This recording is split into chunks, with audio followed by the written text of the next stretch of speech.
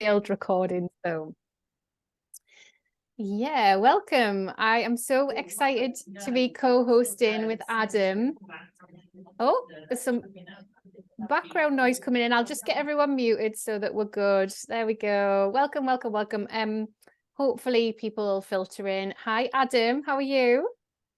Hi, Claire. Nice to see you. Nice to see you. Nice to see you. I just was literally catching up on your email there. You're going to have to tell us all because it sounded so exciting. I was like, wait, what? Substack commissioned it. It went viral. What happened? What's gone on? Okay, sure. We're going to start there. We're just Yeah, jumping just into it start right that, now. jump into that, and then I'm Okay. just excited, just let's start Well, that there was and then we'll reintroduce as sure. everyone's That's come in. fine. Yeah. That was last year. Substack commissioned me to do a bunch of illustrations. They were starting reaching out to food bloggers or Mm-hmm. food writers, and so they were Yeah. looking for some illustrations to introduce that. So I did a series for them, and I also posted them on my own Instagram. Yeah. And that was the one I shared is one of the most successful posts I ever made. So it just had two Wow. words in the caption. It said Yeah. shrimp and avocado. And there were like 24,000 views, like 90% not from my viewership. Yeah. And I Yeah. got like 1,000 followers in a couple of days. It just rolled it So all that was out. great. Wow. The Yeah. magic of And illustration variety. Amazing. yeah, so it's not just for the Substack. I mean, they used it in their post, but you could also Mm-hmm. use it online for different things. And I think that's why they can be so Yeah. valuable. Yeah, that's it. And obviously you'll have had that contract with them, like that was all set up, ahead of Yeah. time. So you knew that you'd be able to use it as well. Cool. Yeah, no, I was just really excited to hear that story from Adam because it landed in my inbox. So hi, if you don't know me, I'm Claire Venus. I am an engagement consultant mentor, and I'm trying to manage the waiting room as well. I absolutely love Substack. I have two Substacks that I focus primarily on creatively conscious and over on Sparkle on Substack, which is my Substack education space. And I met Adam because he won like this lovely creative audit, creative mentoring session with me. So we met, must be a few months ago now. Was it like August time? We met on Zoom and we had a good chat about your Substack and your goals for Substack. It's about then. Yeah, it was around about then, wasn't it? And I think as part of that chat and conversation, we were realizing that there seemed to be a huge amount of interest and curiosity around writers and illustrators working together or potentially working together. There'd been some confusion around licensing and how licensing could work. And we just thought we would co-host a session for us all to kind of work together and work out if there was a way to simplify it so that everybody felt that they were being paid fairly, so that writers knew what to ask for, so that we were in line with all of the standards that exist worldwide. And we just thought we'd just fathom it out together, didn't we, Adam? And Yeah, the reason I asked you to do this is I've had some experience of commissioning illustrations and artwork, but you do that as part of your job, right? You are an illustrator. So yeah, you've had the other experience of being commissioned as well. Do you want to tell people a bit about you, who you are and your career? sure. Currently, I'm a picture book illustrator, and I've been for a couple of years now. But before that, I've always had illustration jobs on the side. I had this long-standing illustration job where I got paid like $25 a pop, but I've done thousands of them. And these were used on websites and in slides and other business things. So that was nice and steady income. And I think that's something that like a business Substack, for example, could do. And Mm-hmm. this was because the guy was a writer. He would write short, like really insightful ideas, and the illustration would kind of bring that to life. And so I think that's the kind of partnership that can be great between an illustrator and a writer. And was I've that also on done on a commissions. newsletter, or was that Substack based, or on a newsletter, or on his website, did you say? He would use it on social media, he would use it Mm-hmm. on his website, and he would use it on slides. He gives talks and even collect them into books. Oh, okay. Yeah, so that Wow. was, So yeah, yeah, lots of different uses and stuff. Yeah. yeah. And That was more work for hire. mhm. And if you were approached as an illustrator for work like that, do you have like a sliding scale that you can offer to clients? And do you set that up so that they own the copyright, or do you still maintain some of the copyright? Have you kind of gone through all of those, I don't want to say hurdles, but have you gone through that thought process to work out how it works best for you, or are you just taking it on a case-by-case basis? I haven't done that many jobs like this, but I do Mm-hmm. take them on case by case basis. Yeah, Normally, if it's going to be work for hire, I would charge more. yeah. but I have a day rate, and I normally try and work within my day rate. So that's about $50 an hour, or $400 a day. Got you. And I Yeah. say day rate, but there are fluctuations. You might work more than a day, you might spend more time than an hour, but Yeah. it's just a ballpark to start the conversation going. Yeah. And normally it Yeah. becomes project based, and that's how I use the day rate.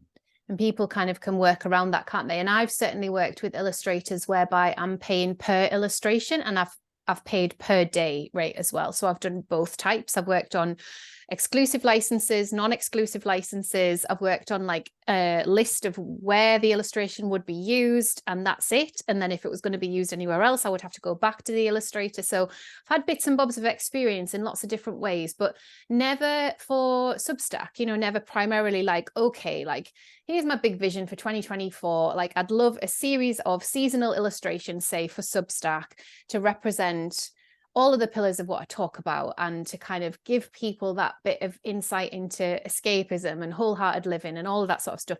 I just feel like that would be a really beautiful thing to explore. So you guys are invited to be part of us figuring this out. So I'd love you to put your Substack URLs in the chat if you are writing on Substack. And we've only really advertised it on Substack. So I presume that you are writing or illustrating on Substack and you're finding your way there as we are. Obviously, it's a relatively new platform and we're all fathoming out how to use it. And there's been bits and bobs of illustrated work that I've seen that has really inspired me and really given me loads of ideas. So yeah, do tell us in the chat where you're joining us from, what your Substack is. That would be really lovely. Spend some time finding out who's here. And then I want to share as well just a few links. When I wrote to the UK Licensing Association, just in terms of like fair use and best practice, there were some really helpful links. So I'm going to share those back into the chat, and then we're going to go into some questions around what we might use licensing for. So I'll just find those. It'll just be a minute. While everyone's doing that, I also have a question for you, Claire. Yeah. You mentioned you hired illustrators before. So I think it'd be great for you to share the value you see in the illustration for a Substack, for a writing platform. Yeah, I can definitely talk about that. Let me pop this in the chat. I've got 3 different links to share. I think they're brilliant. Did that work? Yes, it's gone in. Okay. I'll just be 2 seconds. It's just toggling between the different windows. I'm nearly there. Right, there we go. Find the chat again. One more. And then this is the last one coming in. These seem like really easy to read and really easy to use. So I think there'll be a nice follow-up for you guys as a starting point if you are really new to this bit of the picture. Just letting some more people in. So yeah, in terms of the value, I feel like there's a beautiful aesthetic that not only stops people in their tracks, but also invites them into the way that I see the world, right? So I just feel like there is a creative language in illustration, and one that I don't have at my fingertips, but I do have in like my commissioning brain. So I feel like the last illustrator that I worked with, I don't know whether she's here, but she might catch up, Trina. Her illustrations are very like fluid and whimsical, and we set a color palette together, and it was very earthy in tone, and it was specifically for my composting project. Get ready for some multi-hyphen chat, but I had a composting project this year at home that I received funding for, and Trina very kindly worked with me to try and bring it to life and to try and dispel some of the myths around composting. So it was part problem solving, part escapism, part like attraction as well, like trying to attract people into the story of composting.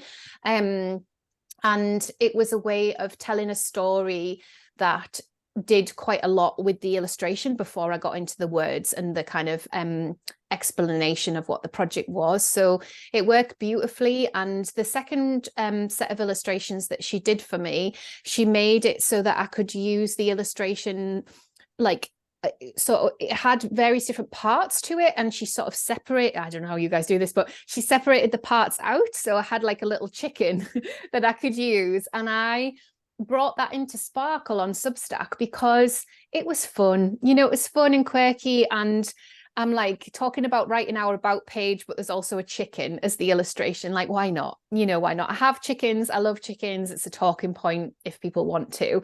So For me, it made me smile. It gave me like something else to bring into my Substack, something else to bring to that kind of magazine feel of having a publication.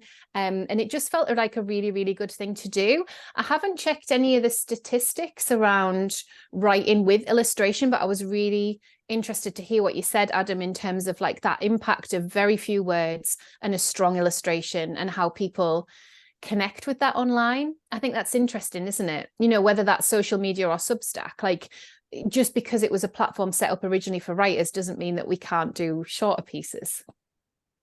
And I think for someone to click in, it's way faster for them to see the illustration, get attracted to it, and click in to see what that's all about, rather than read the title and the copy. They work together. Sometimes just the picture is enough to get them to click. Yeah. And if they click, they can't read your work. So I think that's trying to kind of bring it in. And so for you guys that are in the call, it would be really good to hear from you if you'd like to talk, but if you don't, please just write it in the chat box and I'll read it out to hear, you know, what was it that brought you here today? What are you curious about? Are you curious about licensing your own illustrations? Are you a writer that's kind of at that stage of wanting to expand and grow your Substack and work with and find the right illustrator for you? Were you just generally interested in the chat? It would be really good to know. If anyone wants to talk, feel free to unmute or pop it in the chat and I'll read it out. I'm just going to read everyone who's here. That's so nice seeing everybody come on in. Everyone might be a bit shy to speak, and that's fine. I'll just talk about what I want to do with illustrations. If that's the case, it's no problem. Hi, you're very welcome to unmute. Hi, Anne. Hey, hello everyone. Yeah, I'll just jump in and tell you why I'm here. I'm not an illustrator. I'm a food writer, and I've been writing about food for over 40 years. Wow. And so I came to Substack about 2.5 years ago.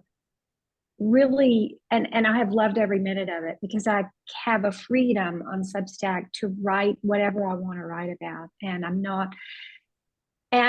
I've gained a lot of confidence, you know, shooting my own photography on my iPhone. Frankly, I mean, it has been great fun. I have one place in my kitchen where I can do this, but if we don't have a sunny day in Nashville and I don't have available light, I'm stuck.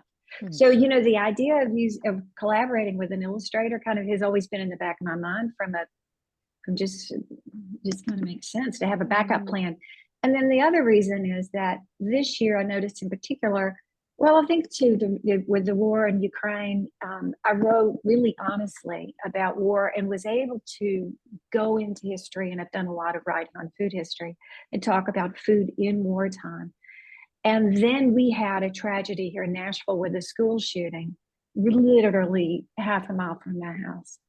And so I sort of dropped everything, put the food over here and said, I can't write about food for a minute.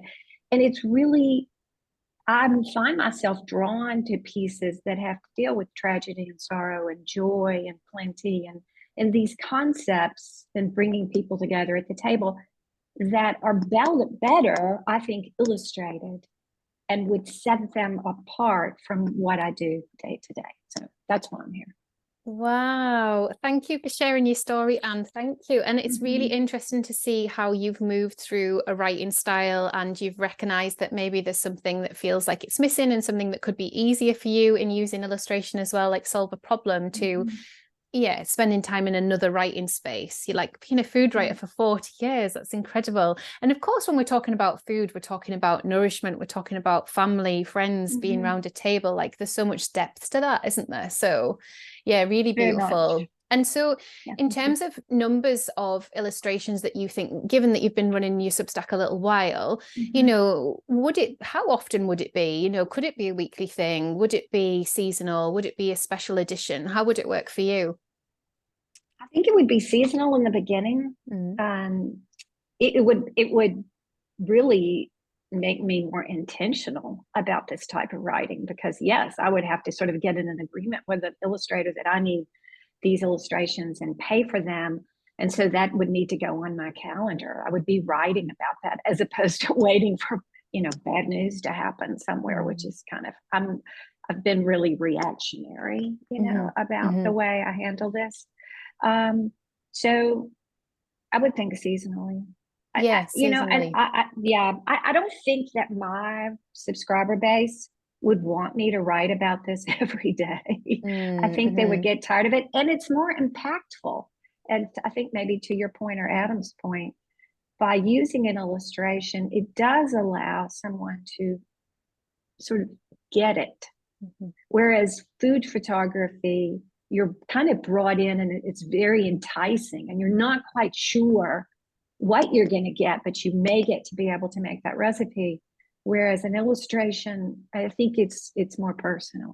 Mm-hmm. Yeah, I really like that. I know for me, I'm leaning towards a seasonal commission, and I'm leaning towards a call out. So I kind of want to use my words to describe what I think that I want. And I would love people to kind of pitch in, but not in a really arduous way, just in like a few lines and like, here's a few examples of my illustration. Like that's how I see it working for next year. And I haven't given it too much thought, other than it feels like there's something missing at the moment. It feels like the way that I am as a creative producer and the way that I am as a creative in the world needs this like depth added to it through illustrating work. And yeah, I'm kind of excited to try it out. I don't know whether, Adam, if you've ever felt like advertising that you have this available, like people could contact you for their Substacks, or has anybody contacted you to work on their Substack? Like how I got the Substack gig was Substack was hiring a lot of different roles, but not illustrator. And I just asked, like, are you hiring illustrators? And they connected me with someone, and I took it from there. And I did get a couple of gigs from them. Yeah. Through that, and even some of the staff, they left and went to other places, and I got work from there as well. Okay. Yeah. So, and I just wondered if you have any opinions on, if one writer commissions you, if you feel it would be okay and balanced for multiple writers to commission you in your illustration style. So, you know how an illustration style with a writer's style, they become a partnership. Is it okay for us to be working with, you know, for writers to have multiple illustrators supporting them? Like how do you feel that is? Like, what is your gut feeling on all that stuff? I think it really comes down to cost at the end of the day. There is significant cost to creating the illustration. So it depends whether the writers can afford it or not. And making something that's affordable to more writers can be appealing. I saw this, there is this example of a model that I wanted to share with you guys today. It's called Absurd Design, if you've seen it. It's one illustrator, and she just creates illustrations that anyone can use for free. So imagine a Substack free tier where everything is free, and I think hundreds of illustrations. But there's also a members portal. So in the members place, she gives out the newest illustrations that she does, and some in collaboration with the members. And it's a limited number of people who are members. So what's great about that is some people will have access to more unique illustrations, whereas everyone can have access to some illustrations, and they're pretty good. They're better than like most stock photography. Of course, not as good as having commissioned illustrator just for the job, but I think it's a model that could work well on Substack. Yeah, it's interesting, isn't it? Especially with the paid tier and the founding member tier that we've got to play with, that we're all quite baffled by. So yeah, it could really work for illustrators, couldn't it, to offer this like higher level tier that makes it really easy for us writers to buy into and go, yes, I'll pay for founding membership, and that gives me access to X number of illustrations to play around with. Because sometimes an illustration is a pause in between a written piece somewhere, you know, and other times we lead with it. Like it depends, doesn't it? Like how we want to make it work. So I'm really curious about that model, and curious around illustrators being, you know, fairly paid and how we do that, and this kind of subscription model of maybe there's a way to start out. And we spoke about this a little bit, Adam, around exposure and that kind of joint venture of like, let's try and just get our words and our work out more, you know, and it's an experiment for 6 months, and then it's done, you know, and that illustration is attached to those words for that time, and then that's it. And then the illustrator kind of gets more subscribers and more work in different ways. I know my pal, who's also in the Northeast, Gillian, she gives illustrations that have been, she's got, you know, full use of them herself, and she'll kind of gift them to her subscribers, and we can just download them in a Dropbox. And I've used 2 of her illustrations, and all she asks for is credit for those. I've also paid for a non-exclusive license from Gillian for the cover of one of my journals that I made, and that was a really beautiful gift from her, and felt like a really beautiful way way to share her work further with my audience. I think she has a much bigger audience than me. I'm pretty sure she does, but it just felt really nice to have something to like connect my words to her work. And we're both from the Northeast, and just share her stuff with an audience that might not have found her yet. Because there's always that opportunity, isn't there? There's always like what could happen as part of this collaboration. That's why I love doing the work so much. I'm going to check the chat because it's flashing up. Oh yeah, so Georgie's saying, is this the absurd design, Adam? Could you confirm? That's the last message. Yes. Oh, and Georgie's saying about commissioning a writer to write around her artwork. Yeah, that's amazing. Yeah. Working relationship with Zoe. Zoe says, I feel like I would like really like a working relationship with one specific illustrator rather than putting it out there. Would that still be classed as a commission? Yeah, for sure. And so one of the things that we're thinking about, Zoe, is how you do that. Like, do you want to work with one illustrator and say, could we work together for like 3 years? Like, is this a long-term thing, or is it like a playful 6-month thing to launch a new section or to launch a new series? Or is it for guest posts? Does it accompany something specific that we want to launch on Substack? And I think for me, it is definitely like around the seasonal. Could I commission something for all of the seasons that I feel in the UK and how they impact my work and me within that? So I feel like it's probably 4 illustrations, but with those additional elements like I got from Trina that I can use as pauses in my Substack text. And I think it depends, like you say, some illustrators will get X number of illustrations made in a day, and others might charge by the illustration, right? And if anyone's got any experience or thoughts on that, specifically for Substack, whether it makes a difference with the materials that you use, and excuse me, because I am really naive to this, like, you know, I've worked with illustrators that use an iPad and they illustrate on an iPad. And then obviously Trina has this layering process that I don't quite understand, but it's incredible. So we're still trying to figure out, you know, how to best support your process and practice and work with you on that. So yeah, do let us know how it all works for you. Right. I think as an illustrator, to chime into what you said earlier about getting all those little icons and stuff, it is a way to spread out the costs. So I could do one image, which is a scene that maybe consists of 12 icons, but I could also separate the icons that you can use each individually. So now you get the scene and you get the 12 icons. You could either mix and match them, or you could like use them individually. So there's a lot more use you get, and you get uniqueness as well for the same price. And in that case, a day rate might make more sense. Yeah. And it's really about the illustrator and the writer working together to get the most out of it for each other. Yeah, that's it, isn't it? And then from that, Adam, say if I had these 12 elements, could I then put them on a Canva graphic and add words to them? So they were a visual and they had words attached to them. So they became like a header or a moment to pause or something, or would that interfere with the way that you were intending the illustration to be used? How would that feel? I think that would really depend on the relationship between the writer and the illustrator. Me, myself, I'd be fine. If I'm thinking of breaking the icons down, I'm thinking of them as stickers for you to use as you like. Oh, virtual stickers. I love that. Yeah. So you also mentioned earlier about collaboration, and I think illustrators value writers' talents just as much as writers value illustration. So like you've been so helpful to me in reviewing my Substack, and that's worth something as well. And that kind of how do you say it? Barter trade, I think makes a lot of sense, because writers are not just writers, they have something to write about, and that could be a skill. So if it's the right kind of skill, the right match, it might make sense to trade, like maybe you can creative skill swaps or something. And you could kind of work out what that your would look like. day rate and my day rate, and we'll start to see how we can work together. And here's me and Adam negotiating a contract live on Zoom, guys.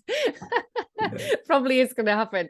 I love that though, because we can just have an open conversation, right? Because we'll both come into it from a place of creative curiosity, maybe some naivety, maybe some past experiences, but it's a creative conversation, isn't it? And it's going to be different. Writers and illustrators are going to have different day rates, different levels of experience, different ways of seeing this working. So we've got to come to it with curiosity. And I think it depends what, let's say an illustrator, if you want to barter and it's not money, it depends what we have to offer each other. For example, if you're selling art, maybe I can have a catalog of art and you can use it as illustrations for your work, but know that this piece is for sale and someone can click in and go and buy it, for example. Yeah, so they could have it on the wall and you could have it on your Substack. Yeah, maybe. exactly. Or it Yeah. could be, I wrote something else down here. Or if you want to get work hired as an illustrator, so I could do a piece for you as a calling card so someone could hire an illustrator. Yeah. So it really depends what the illustrator is looking for, whether it's sales, whether it's jobs, or whether it's even more readers. So these kind of barters, I think, can be considered. I would consider all of them. You'd consider all of them, yeah. And do you guys have thoughts, either as a writer or as an illustrator, like what you would like what are you looking for? What are your goals for Substack? Do you want more commissions? Are you snowed under with commissions? Do you want, like, what do you want? Like, I'd love to hear any of that stuff. I'll read another question, but if anyone wants to talk, you're super welcome. So Susan says, hello, I'm a watercolor and mixed media artist sharing my art process and practice along with my travels on Substack. I aim to bring more illustration work behind a paywall to inspire people to engage in self-care through art journaling.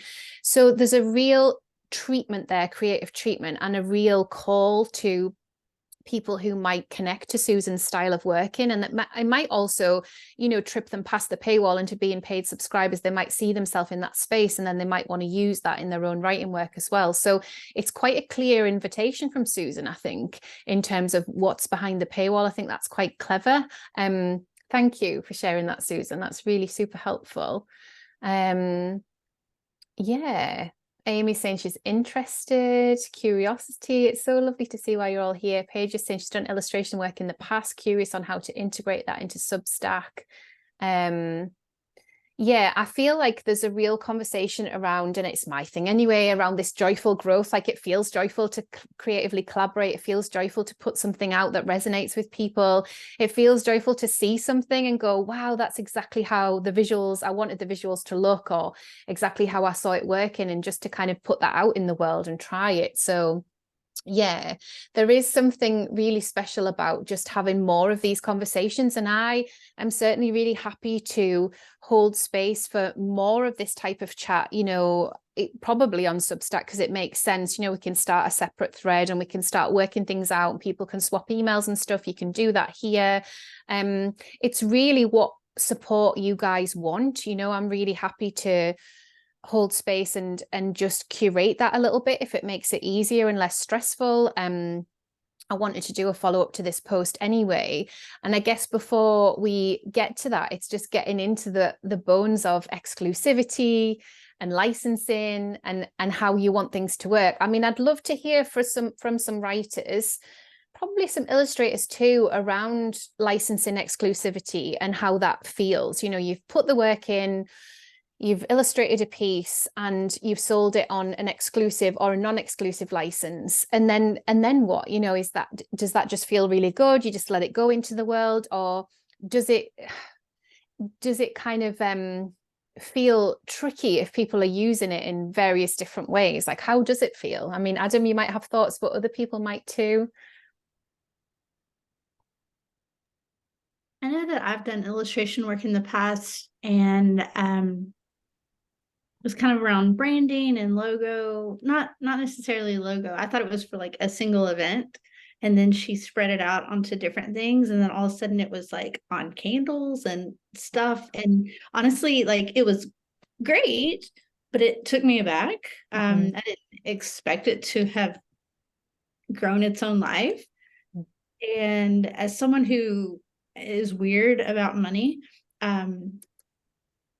3 years later, when I saw this, I was like, oh, I should have charged more. Like, she's got a lot of play out of this. Yeah.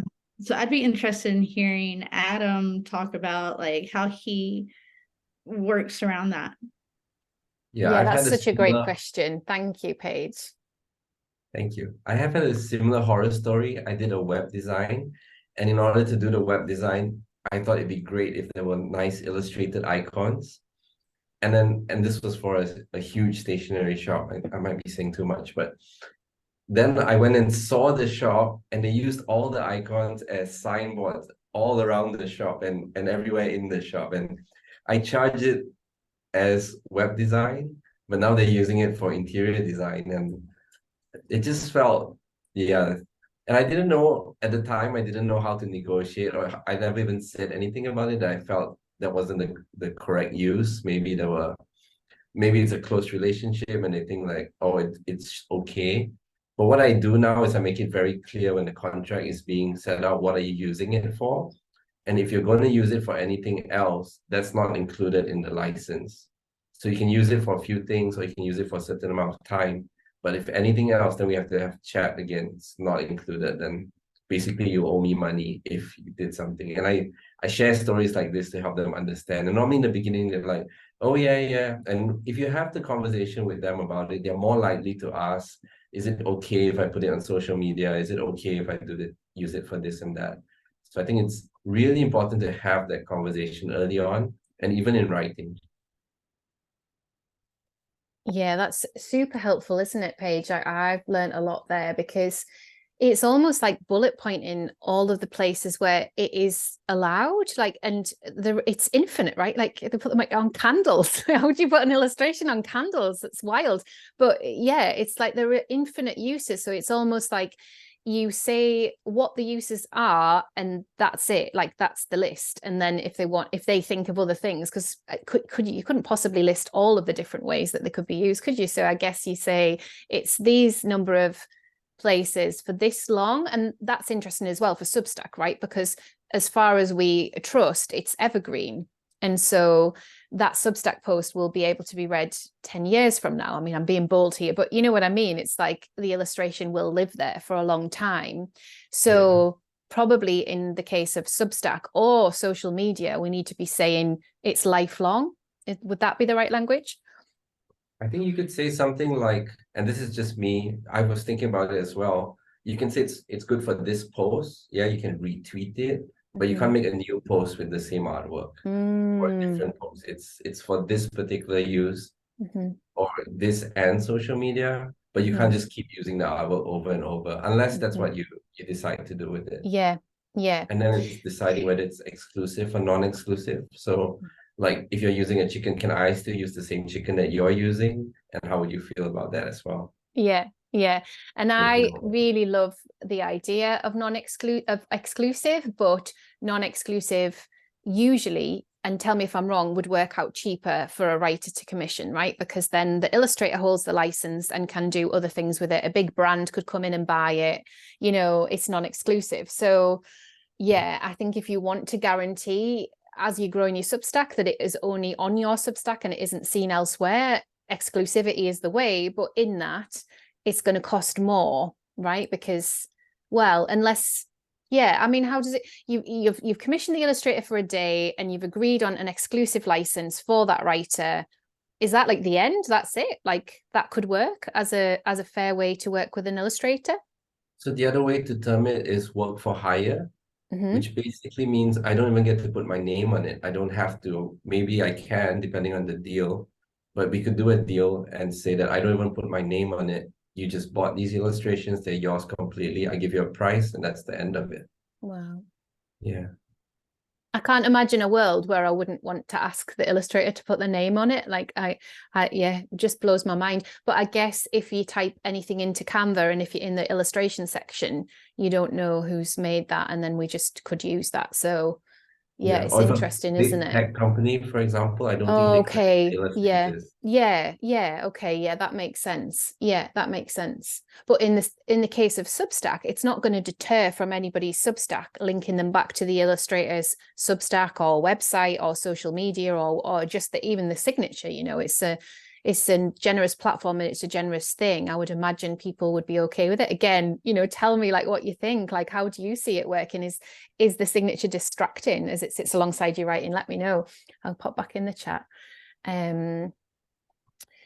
So Georgie says there's opportunity for illustrators, designers to offer one-off Substack branding packages, header, logo design, image templates, page break graphics, podcast covers, welcome page covers, etc. Yeah, massive massive opportunity there, and I haven't seen it anywhere. And I know that when I've tried to look at it for myself, you know, just to kind of tick a box or scratch an itch, like it just looks really rubbish. So I am definitely in that camp of like, yes, somebody help me, like someone give me something really beautiful and unique. I'll be all over that.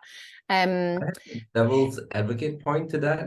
Yeah. I've actually helped people a few times with their personal branding, and I find it to be quite a challenge as well as an illustrator, because it's so personal to the writer. And a lot of times the writers, as they're moving on, they don't even know who they are. It's like, now I think I want to represent myself this way, but in a couple of months, it's like, oh, I have a new idea. And then that doesn't work anymore. So as an illustrator, you put in all that time and effort, especially if we're trading exposure, for example. If we're trading exposure, I did your brand thing, but you're not really feeling it, but I've done the work. And then now that becomes quite a messy situation. That's hard. Yeah. And I feel like there's so much gray area, isn't there? Because to me, illustration is art. Like that's my statement. And branding is design. And I feel like in Substack terms, it's all art. Like I land on someone's publication and that's a piece of art, the whole thing, like the writing, the way they've set it out, like the words that they've used. I just feel like I am in the world of art and not in the world of something else. And so that baffles my brain, and I'm really leaning into that curiosity of like, are we all just creating art on the internet? Even the writers who choose not to use visuals and not to use branding and to keep it really streamlined, it's still an experience in the same way that we would experience art. I can get very ethereal about all this stuff, but I do feel like there is an inviting in, isn't there, through branding, through illustration, through artwork, through the whole thing working together. And also there's a repelling, you know, like I've worked with some people that are really struggling to make it a cohesive thing on Substack. And it's a relatively simple platform in lots of ways. It's the most simple that I've used. I tied myself in knots about Instagram, my website, please don't look, you know, but Substack, I'm like, I can make it look okay, but it's still not easy for everyone. It's hard, isn't it? And it's really hard to see it and turn up to it and go, I love what I've created. You know, that's a hard thing. It's a skill set. Yeah. And maybe it's a longer term project. It's a relationship. And I think working together with someone longer term might help people get there together, like you said, maybe for a season. For sure. And how it fits with like photography and other stuff they're doing and like special editions and all that. So Emma's saying that I like the idea of building a relationship with one or two writers and doing bespoke commissions for them, that way allowing my illustrations to be used for lots of different writers for multiple purposes. Yeah, cool. And it's really good to hear that, you know. I think just that permission slip that we need in negotiating how this could work for Substack is what we need to hear. We need to hear more voices that are real people working in the world and doing this work. And we want it all to be fair as well, and for people to be paid properly and to feel like the licensing is robust and sound, and we're not second guessing or questioning anything as well.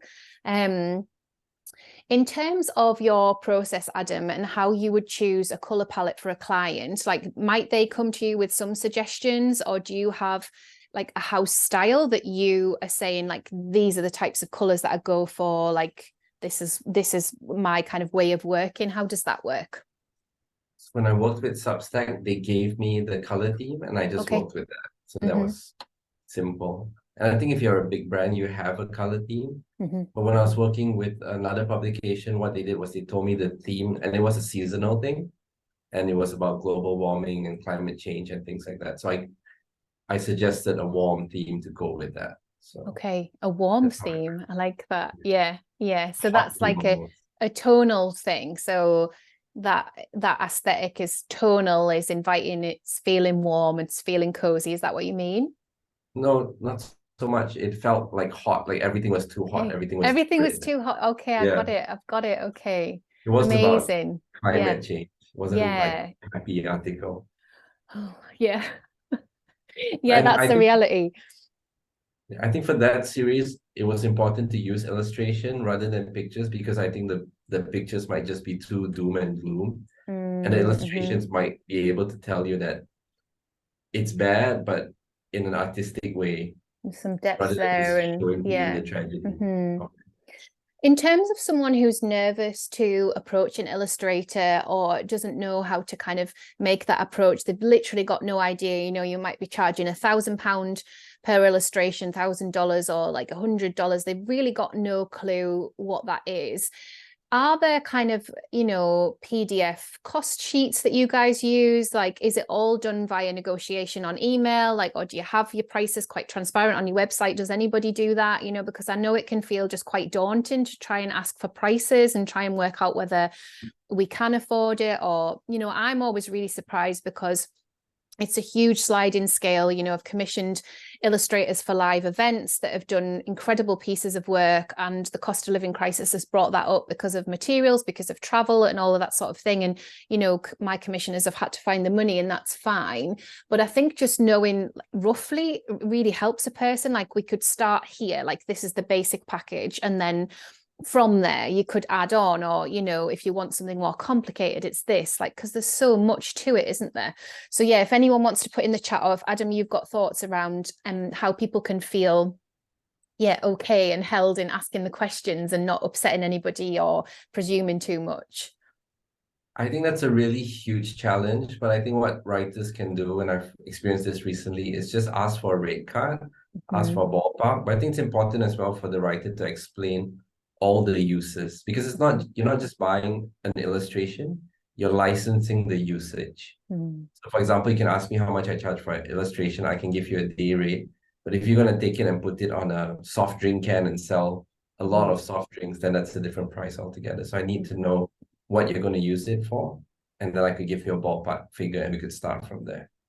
So and do you think it would enter into your consciousness around how many subscribers someone had, or whether someone had the bestseller badge, any of the bestseller badges, or would that not matter? Like, could that be something that you guys have to consider as illustrators in terms of how much exposure it's getting, or, you know, how many people a writer is connected to? Would that enter into it?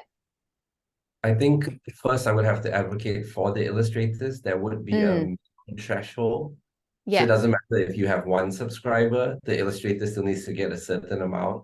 Yeah. So I think there should be a minimum threshold. If it gets higher, I don't know if you're expecting it to get cheaper or more expensive. I would imagine it could go both ways, right? Depends on the negotiation. I could That's argue what I was for, interested in. Yeah, like if someone has a purple bestseller badge, like you get the indication that they're making quite a decent amount of money from their Substack publication. So you can see that that's front and center, and you're also going to get exposure to lots of people if they want to name you. So it's like, well, which way around does it work? You know, is it more expensive because they're a bestseller, or is it cheaper because they're a bestseller? Like, it was just in my head. I was like, oh, how would you even work that out? that is pretty tough. I think it's tough. really It's tough, isn't it? Because we're not talking like conglomerates, are we? Like, you know, UK wide, huge, big companies. We're talking about writers on Substack. But I just wanted to ask the question. I was just curious. I think the easy way to think about it is follow the money. Like for myself, I have a Substack and I can make money from the Substack. So now I could trade attention for a lower cost and get that attention. I'll still get the money back through subscription. So at the end of the day, it's still money. But another illustrator might not have a Substack or might not have a way to capitalize on that attention. Then you're just buying the artwork because you like the artwork. So I think it really depends. It's like, yeah, it's that business savvy brain we need to kind of plug in, don't we, and work out how it all is. I think that there's something in illustrators having each other's back as well in all of this. So when I go out to commission an illustrator, like I might go out to 3 different illustrators and they don't want to over pitch against each other either. So it's really around the style and how much time someone's got, like if there's a deadline or something like that. But oftentimes they'll be like, oh, well, how much were you thinking? Like, what's your budget? Or what has anybody else said for this work? And then you're in this like difficult place. It's like, oh, well, okay, you know, it's around about this, what do you think? And kind of negotiating it that way as well. And I think as a creative mentor, I just want to be able to take the decision making out for people for the purposes of Substack, because it can just be a really hard email to sit with, can't it? Like, oh, what do I say? How do I price it? How do I work it? Like a lot of negotiation. And I guess if there is a way to simplify it based on the research that I've done, based on your knowledge, based on rate cards that exist, going good practice for Substack is have a link to your rate card. Make sure you're pricing fairly for your number of years of experience and, the type of experience you've had, like these sorts of things, because I'm still finding, even this many years into a career, we're still tripping ourselves up around what to charge, in the creative industries. And that feels really difficult because people want the work, of course they do, but sometimes the budgets are way bigger than what they're pitching in at. So making it fair for the illustrator, I think, is really key in this conversation. Someone has a hand up.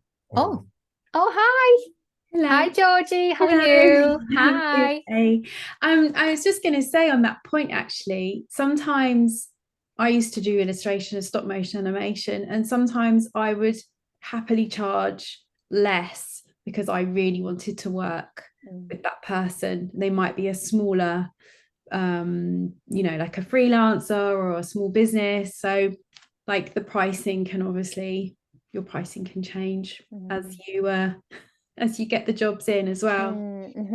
Yeah, I think that's what I find as well, and I'm super grateful for that. And I think just in that as well, it's you guys working out how much time you've got in a week, in a month to do these commissions. I think you're going to be really busy as illustrators. This is what I'm predicting. I think it's just going to be, I think you're going to get lots of requests really soon as people really want to kind of set that Substack apart and really kind of give it time and attention. And they're realizing that the subscription model can really work and help their business. So yeah, I guess I'm preempting you guys having lots and lots of requests, which is a good thing, isn't it? But still like a lot of decision making to manage.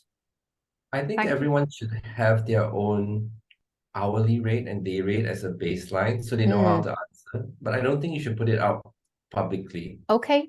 On the writer side, it's kind of like a date. So I think on the writer side, they have to be willing to say, okay, I'm going to put myself out there. It's not just about how much it costs, it's what's the job and how interesting is it for the illustrator. And then the illustrator can tell the day rate, and then that's the starting point to negotiate.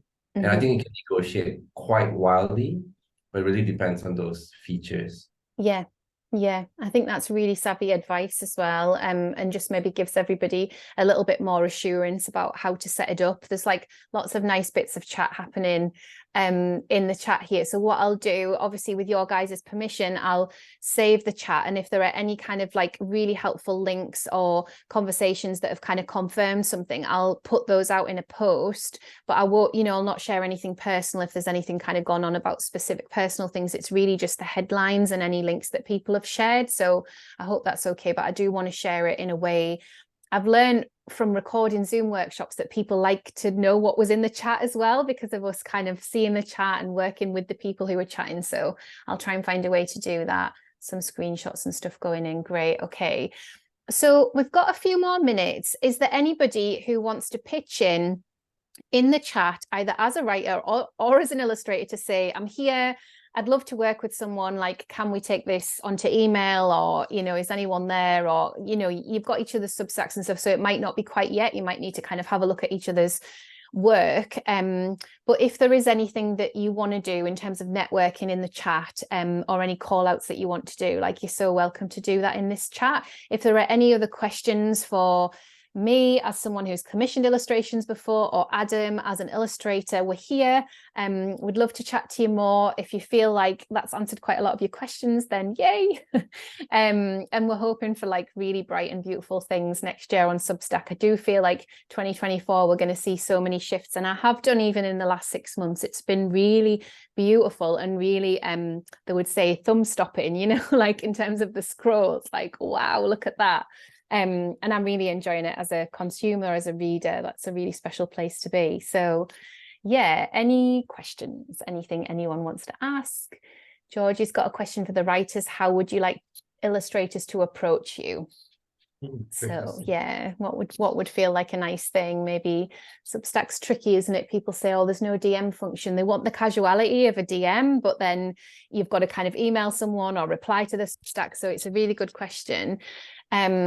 I know for me, notifications get lost, sometimes things get busy. And so I really appreciate an email.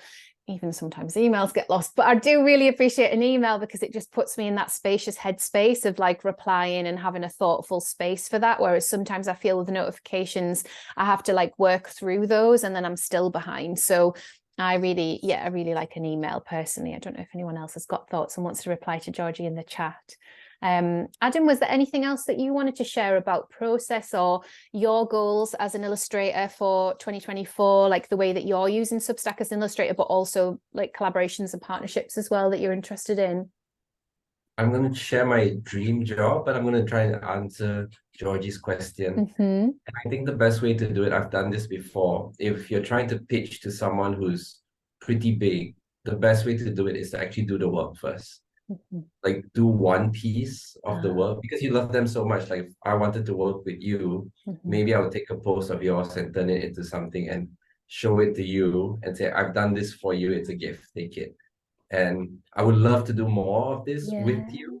Yeah. And I think that's a really good way to see if the collaboration works or not. So beautiful and thoughtful. I've never even thought or heard of that before. And of course, like who wouldn't want to receive an illustrated gift? Like that's beautiful. And even that's if so it fails, nice.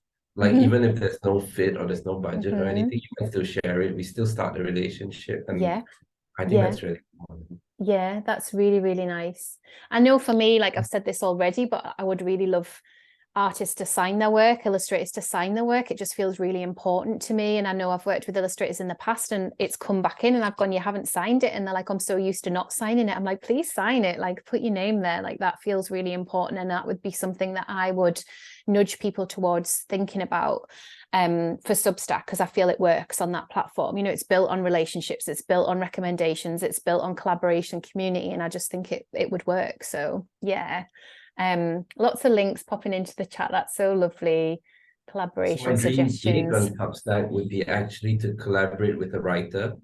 I don't know if I haven't thought of anyone, but like in a possibly deep topic, dense topic that's hard to get across, and do comics with them. So the idea would be that the information is really dense. I would go through that information and turn it into like a weekly comic, so it's more digestible to more people. It's a really pure collaboration, and you can work out who would own the comics. How I would think about it is, in the beginning, maybe they'll pay the full rate for the comics, but it's still non-exclusive license. But over time, maybe I can give up half of it. Like I would reduce the rate by half and take half of the like royalty if we turn it into something useful. Yeah, and we didn't touch on royalty yet, did we, Adam? But royalty would be if you received a regular payment basically for the rest of your life from a commission, right? So an example might be if it was comics, for example, and then we compiled them into a book. It could be a digital book, for example, and you sold that, then you could split the profits both ways. Oh, so yeah. That could be a way to work together. Oh, my brain, but I'm like, oh, yeah, I love that. I love that. Yeah, that kind of shared ownership space. That's really lovely, isn't it? Yeah. So many things to think about.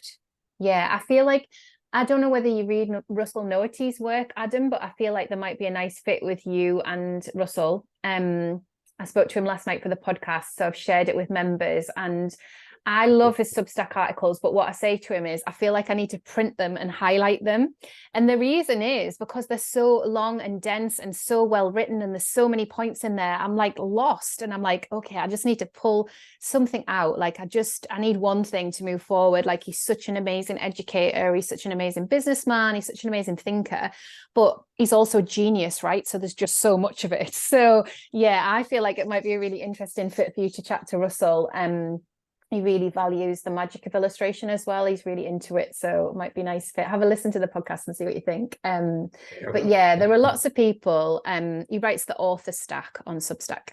There are lots of people that we could reach out to, that we could connect with. And one of the things I said in my community building workshop just this week was, I have always been most pleasantly surprised when I've reached out for people to come on the podcast or to collaborate. Like everybody says yes. There's no like, oh, they didn't get the email, or, you know, time taken. It's like an instant reply. Yes, I'll come on the podcast. I'd love to. And I think in my mind, you know, I'm thinking, well, I'm not a writer with 10,000 followers or subscribers, or, you know, there's none of that is like real. It's not, I mean, they might check, I don't know, but they say yes to that. So I think sometimes we're nervous about the pitch, and my pitching is very casual. It's very just conversational. I just meet them like a human, you know, I don't write to their people or anything. I write to them as a human, and it's always been a yes and a nice connect, and actually has kind of saved my life a bit this year. I've had so many funding rejections for big projects that I'm personally really invested in, and that's felt so hard.